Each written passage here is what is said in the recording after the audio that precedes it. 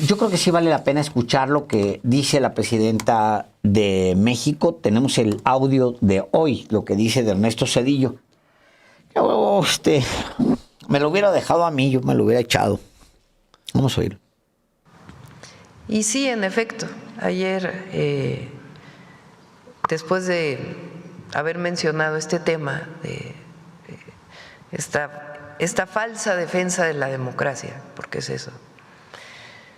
En realidad, los 36 años de neoliberalismo, supuestamente hubo alternancia entre el PRI y el PAN, que sigue siendo el PRIAN, por más que quieran diferenciarse.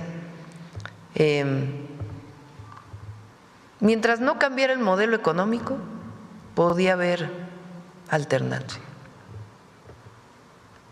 Lo que no querían es que hubiera una transformación en el país.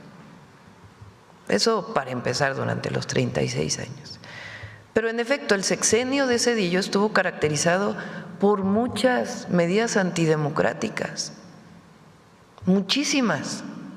Bueno, la primera con la que empezó, desapareció la anterior corte y puso la suya, porque así fue.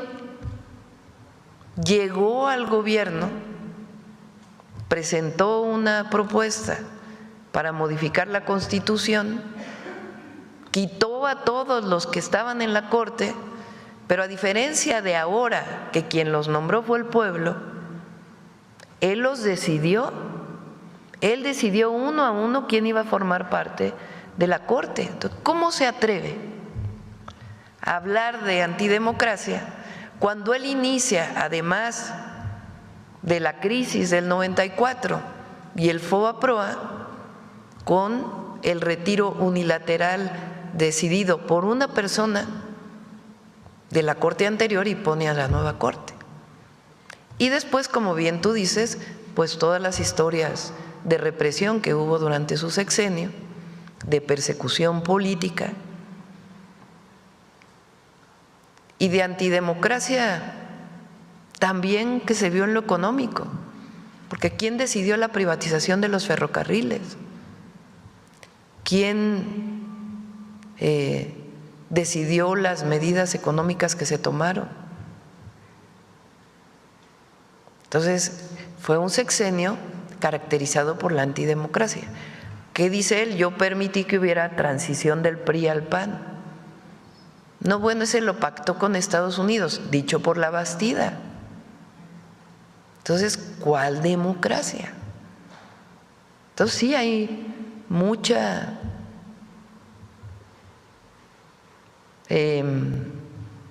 podemos llamarle hipocresía, podemos llamarle interpretación de acuerdo a su visión, pero lo cierto es que en México hoy hay más democracia que en el sexenio de Zedillo. Eso, por más que digan lo que digan, es una realidad, porque la democracia es que el pueblo elija. Claro, quien no tiene el respaldo del pueblo, pues quiere otras formas de reconocimiento. Ahora, nadie habla de que las minorías no estén representadas en el Congreso, tienen que estar. Pero de ahí a decir que estamos acabando con la democracia, que la 4T está acabando con la democracia, pues es absoluta falsedad.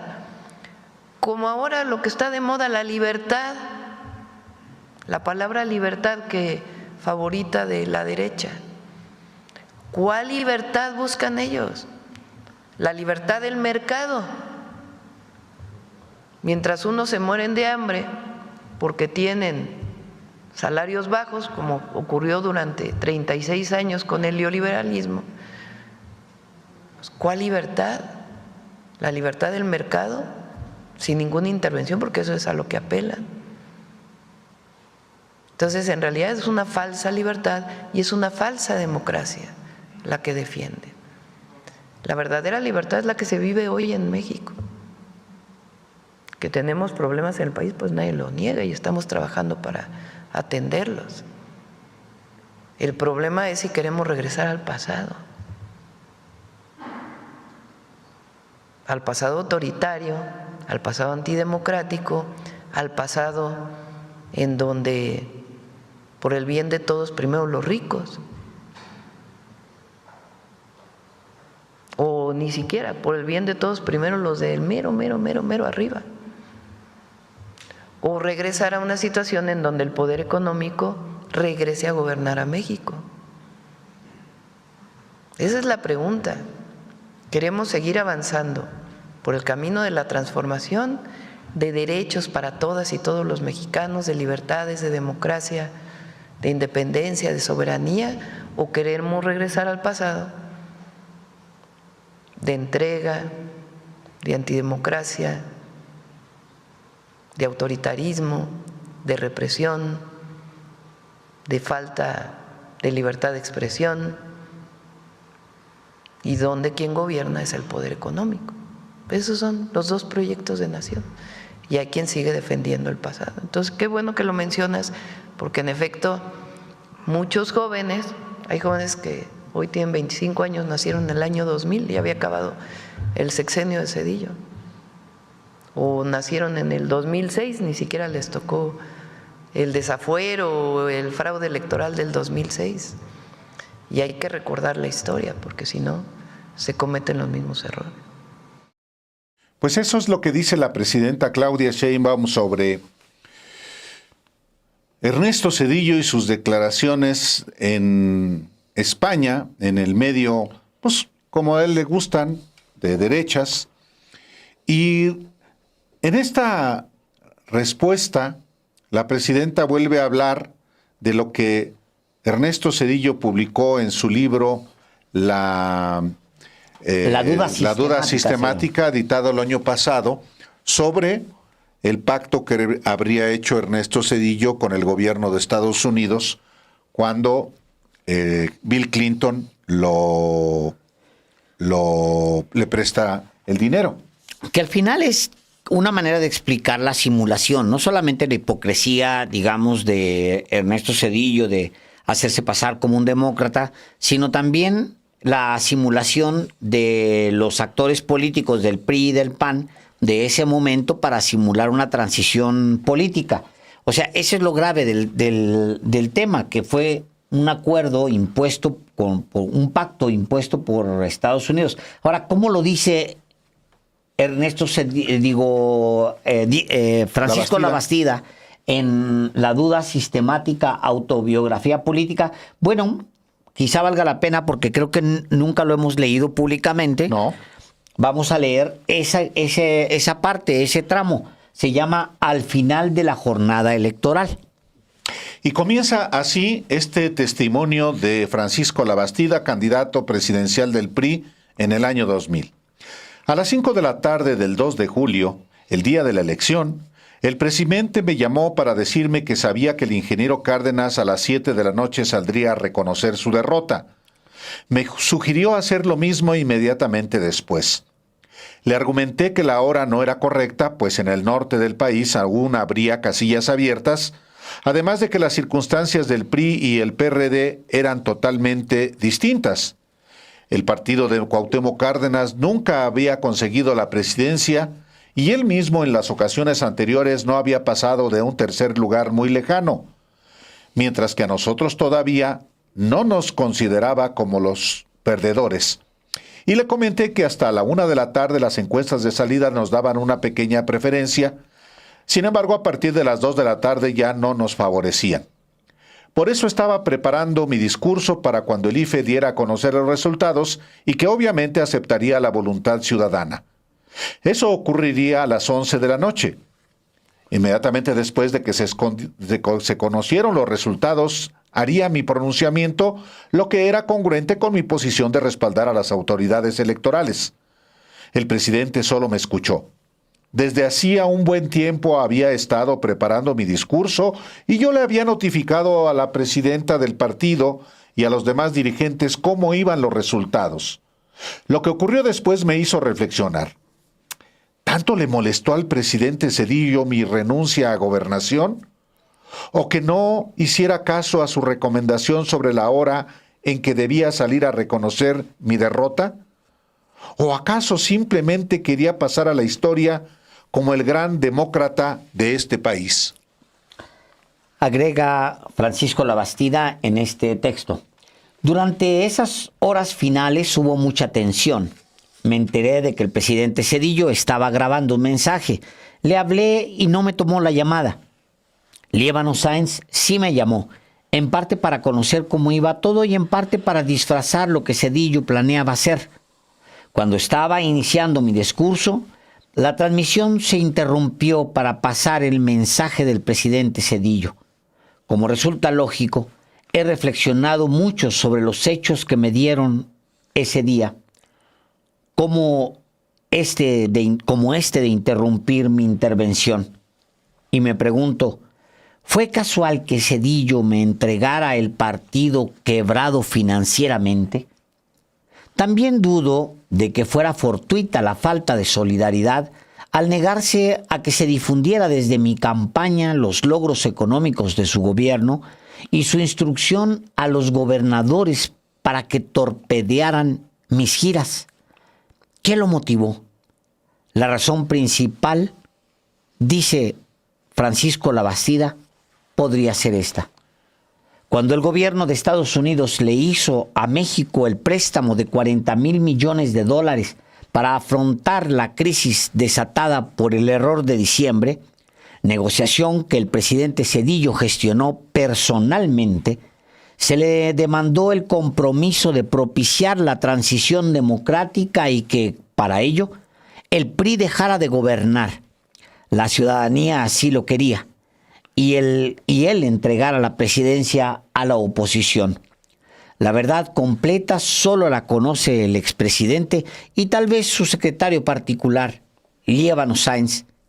A ninguno de los dos los he vuelto a ver después de ese año. Y agrega Francisco Labastida. Mi mensaje aquella noche del 2 de julio fue corto y claro. Como sostuve ante el presidente, empecé diciendo que había esperado a que el IFE diera a conocer sus mediciones que marcaban la tendencia de la elección presidencial y no era favorable a nuestro partido.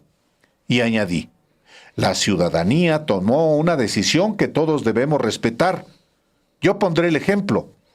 Me someto a la decisión de la ciudadanía, a la decisión de los electores.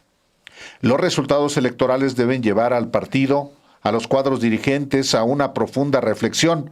Nuestro partido, en el que orgullosamente milito, le ha dado estabilidad y paz social al país y ha impulsado los grandes cambios, incluido por supuesto el de la democracia. Debemos seguir luchando para que las nuevas generaciones, los jóvenes, ejerzan a plenitud su libertad y conquisten el derecho a mayores y mejores oportunidades. El partido no debe permitir nunca jamás que México retroceda. Y en particular les quiero agradecer a todos ustedes su apoyo, a nuestra militancia, a los dirigentes del partido, a nuestros candidatos, a los candidatos de todo el país que hicieron campaña por ellos mismos y por nuestro partido. Quiero agradecer obviamente a mi familia, a mi esposa Tere, a nuestros hijos, su apoyo y solidaridad permanente, al equipo de trabajo que me ha acompañado desde hace muchos años y al equipo de campaña sin mi más profunda gratitud. Dije siempre que encima de todo estaba México. Hoy quiero refrendar esa convicción y ahí termina lo que fue su mensaje. Y luego continúa narrando ya en tiempo presente. Un día después de las elecciones, continúa Francisco Labastida, el 3 de julio, el presidente Zedillo me invitó a comer. Fue una comida tensa. Abordó 3 temas. Ir juntos a una reunión con gobernadores y líderes del PRI al terminar la comida. Lo que hicimos. Segundo, me recordó las reglas que había establecido desde mayo de 1999 y acepté. Si no se ganaban las elecciones, él tomaba de nuevo el control del partido. Le dije que así la habíamos acordado y cumpliría mi palabra. Tercero, me propuso una cena de los 2 matrimonios, el suyo y el mío. No acepté, argumentándole que antes él y yo deberíamos aclarar varios puntos. Fue la última vez que lo vi. Agrega Francisco Labastida en su libro. Luego de la derrota, varios miembros del Comité Ejecutivo Nacional del PRI intentaron convencerme de que asumiera la presidencia del partido. E incluso Dulce María Sauri quería renunciar, pero la convencimos de que era mal momento.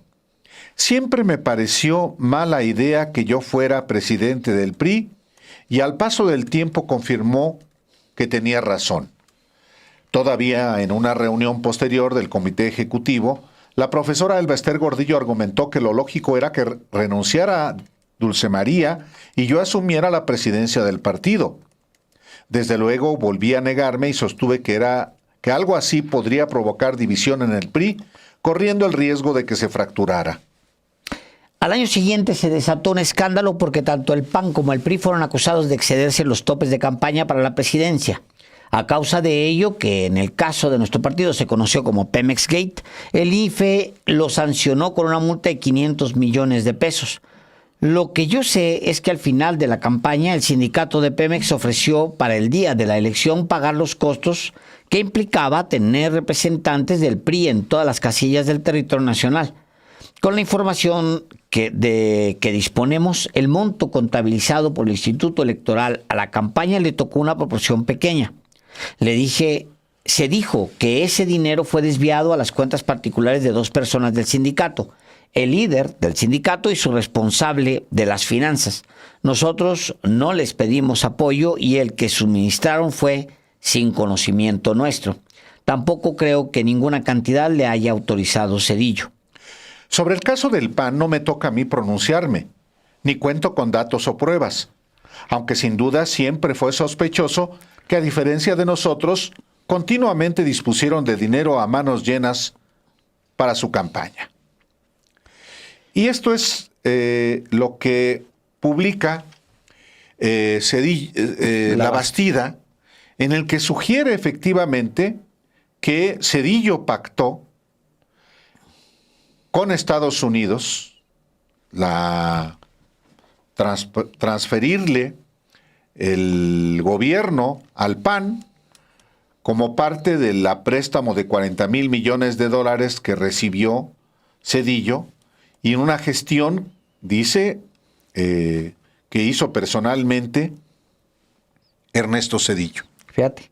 Y nunca se ha pronunciado tampoco de eso. A mí, en lo personal, siempre me ha parecido que Ernesto Zedillo nunca aclaró muchas cosas. No solamente es el FOBAPROA, Álvaro, y no solamente son el tema de las matanzas, pero su relación con, por ejemplo, con la misma crisis.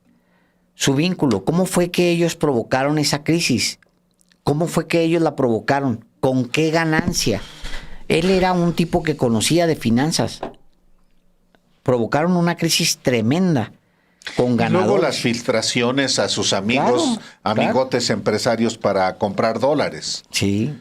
Entonces, pues sí, eso es parte de la historia y bueno, llegamos a este día, pues ya en otras circunstancias, él ya en el basurero de la historia, Alejandro. Sí, él lo sabe. Sí. Por eso anda sacudiéndose la porquería, pero pues en esa vive y ha vivido siempre.